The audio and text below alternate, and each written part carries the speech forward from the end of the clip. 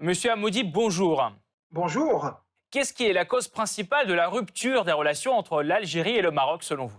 Alors déjà du côté marocain, il y a toujours le fond de la question du Sahara occidental et du Front Polisario. Alors, il y avait une série d'escalades qui a commencé au niveau des déclarations provocantes par le ministère des Affaires étrangères marocain.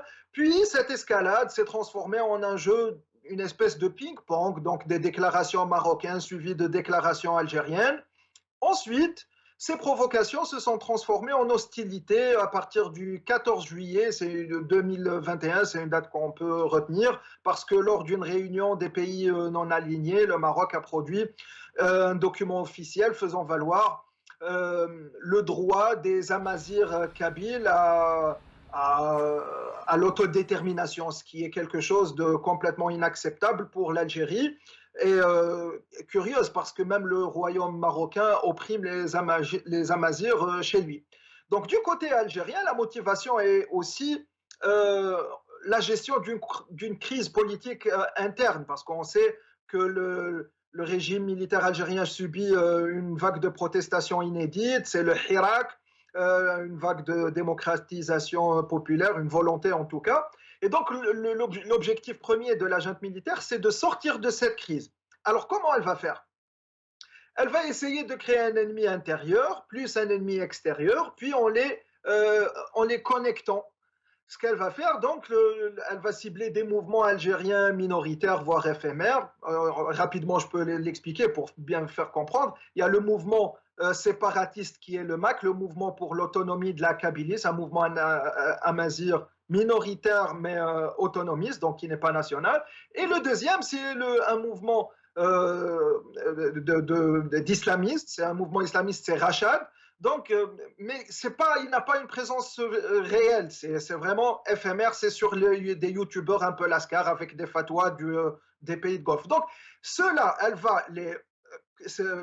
bien qu'ils soient minoritaires, elle va essayer de les concrétiser, puis dire qu'ils sont financés justement par le Maroc. Donc, le Maroc intervient, s'immisce dans les affaires intérieures en agitant des épouvantails. Ensuite, le régime algérien va dire que tout ce package menace sa sécurité intérieure. Donc, ce sont les motivations du Maroc et de l'Algérie. Quelles conséquences cette rupture promet-elle pour les deux pays aujourd'hui? Alors, bien sûr, les dommages sont là depuis longtemps en vrai, parce que, rappelons, l'histoire a toujours été tumultueuse entre le Maroc et l'Algérie. En 1963, il y a eu même un conflit armé concernant les frontières, pourtant à la sortie de l'indépendance de l'Algérie. Donc, il y a eu une série de ruptures diplomatiques, il y a eu même des histoires sécuritaires. La dernière est bien sûr les écoutes via Pegasus. Euh, C'est-à-dire il y a eu un seul moment de salut, c'était en 1987, lorsqu'il y a eu un rapprochement, mais c'est une parenthèse dans l'histoire des relations entre les deux pays, donc ça n'a pas duré longtemps. Maintenant, il reste un seul dossier. C'est le dossier économique, là où il y a encore une coopération entre l'Algérie et le Maroc sur le dossier du gazoduc. Donc il y a un acheminement du gazoduc de l'Algérie vers l'Espagne en passant par le Maroc. Et donc le Maroc prélève pour sa consommation interne en plus des droits de passage. Sauf que ce contrat ne va pas être conduit. Donc l'Algérie a déjà préparé un autre projet qui va acheminer le gazoduc de l'Algérie vers l'Espagne sans passer par le Maroc. Donc les conséquences, ce sont bien sûr la rupture définitive parce que le dernier volet qui tenait encore, c'était ce volet-là qui est purement économique, mais qui ne va pas être reconduit. Donc la rupture sera définitivement consommée. Et du coup, vous pensez que ça aura un impact économique fort pour le Maroc ou pas? Elle aura donc moins de revenus. Elle ne pourra pas compter sur les revenus du droit de passage et elle n'aura pas le droit de la consommation, ce qui va donc augmenter les tarifications quelque part et réduire la recette qui est quand même importante. C'est un impact fort économiquement parlant. C'est un impact fort, mais déjà le Maroc prépare le terrain parce qu'il essaye un peu d'avoir plus de présence en Afrique, justement pour pallier à cette carence et essayer de développer d'autres relations en Afrique, justement pour se passer du rôle algérien.